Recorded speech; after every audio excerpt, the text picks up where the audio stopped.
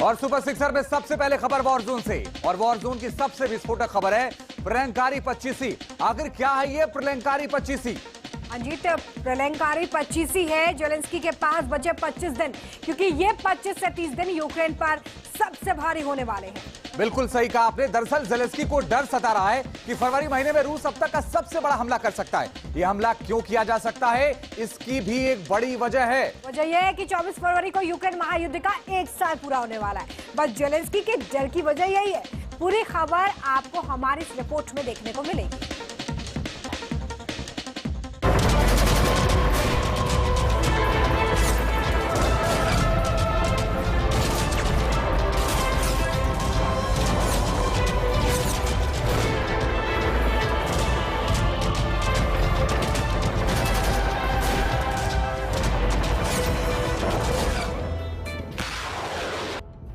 बेहद कम वक्त रह गया है, सिर्फ 1 महीना, यानी कि 30 दिन का वक्त। अगर इन 30 दिनों में कुछ नहीं किया गया तो यकीन मानिए यूक्रेन को दुनिया की कोई भी ताकत नहीं बचा पाएगी। अमेरिका का कोई हथियार काम नहीं आएगा। ब्रिटेन देखता ही रह जाएगा। जर्मनी, फ्रांस भी बैठे रह जाएगी। जी हाँ, बिल्कुल सही सुना आपने, क्योंकि अगले 30 दिनों में वो होने वाला है जिसको लेकर पिछले 11 महीनों से सिर्फ कयास लगाए जा रहे थे। अगले 1 महीने में वो होने वाला है जिसे लेकर 11 महीनों से सिर्फ अफवाहें उड़ाई जा रही थी। यूक्रेन पर अटैक, वो भी फाइनल अटैक। अब सवाल ये है कि आखिर फाइनल अटैक की बात किसने की है?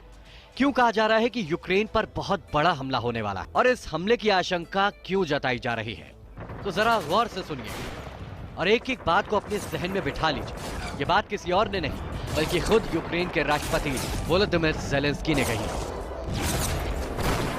कई दिनों से चेतावनी दे रहा हूं कि युद्ध को 1 साल पूरा होते होते यूक्रेन पर बहुत बड़ा हमला हो सकता है, जिसकी तैयारी भी पूरी हो चुकी है, या मैं यूं कहूं रूस का बड़ा बदला शुरू हो चुका है। ज़ेलेंस्की के बयान पर गौर करें तो इससे 3 बड़ी बातें निकलकर सामने आती हैं। ज़ेलेंस्की को नाटो पर पूरा भरोसा नहीं है। दूसरी बात यह है कि ज़ेलेंस्की को यूक्रेन पर फाइनल हमले का डर सता रहा है। और तीसरी बात यह है कि यह हमला फरवरी महीने में किसी भी वक्त हो सकता है।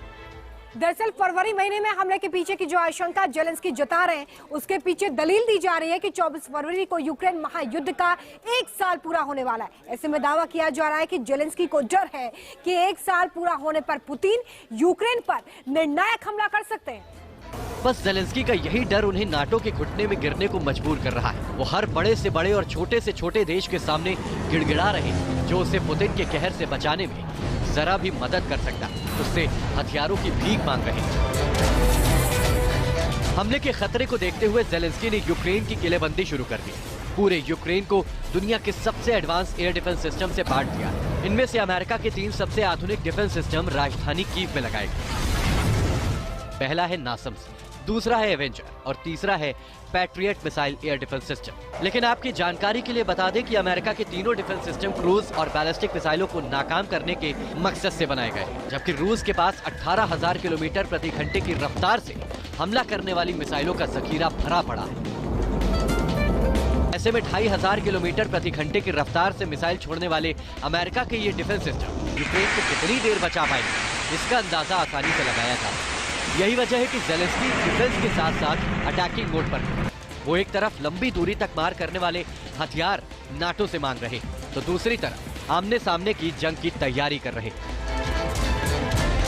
जिसके तहत ज़ेलेंस्की ने अमेरिका, ब्रिटेन और जर्मनी से विध्वंसक टैंक मांगे।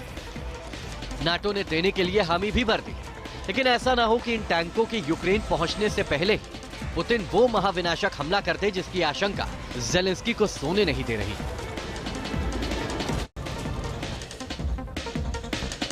तो 24 फरवरी को महायुद्ध को 1 साल पूरा हो जाएगा और इसको लेकर जेलेंस्की ने कहा है कि रूस बहुत बड़ा हमला करने वाला है। लेकिन जेलेंस्की ने ऐसा क्यों कहा? आखिर जेलेंस्की के मन में ये डर क्यों आया? ये आपको बताने की कोशिश करते हैं कि आखिर जेलेंस्की इतना क्यों डरे हुए हैं। दरअसल पहली वजह है रूस की तरफ से एटमी धमकी तेज हो गई है और यही वजह है कि वो डरे हुए हैं। दूसरी जो बड़ी वजह है, नेटो की मदद से पुतिन तिलमिला गए हैं। नेटो लगातार यूक्रेन को मदद कर रहा है। तीसरी वजह है, नेटो से मिलने वाली हथियारों में देरी हो रही है। एक के बाद एक जो हथियार मिलने थे उसमें देरी हो रही है। इस वजह से भी मुश्किलें ज्यादा बढ़ती हुई नजर आ रही हैं। और साथ ही जो चौथी वजह है, यूक्रेन की तरफ से आक्रामक रुख लगातार अख्तियार किया जा रहा है और ये डर भी आने वाले वक्त में भुगतना पड़ सकता है, क्योंकि जेलेंस्की को ये डर सता रहा है। और जो बड़ी और पांचवी वजह है वो है कुछ हथियारों को लेकर नेटो में फूट। दरअसल नेटो के अंदर फूट है, जैसे अब्राम टैंक, लेपर्ड टैंक।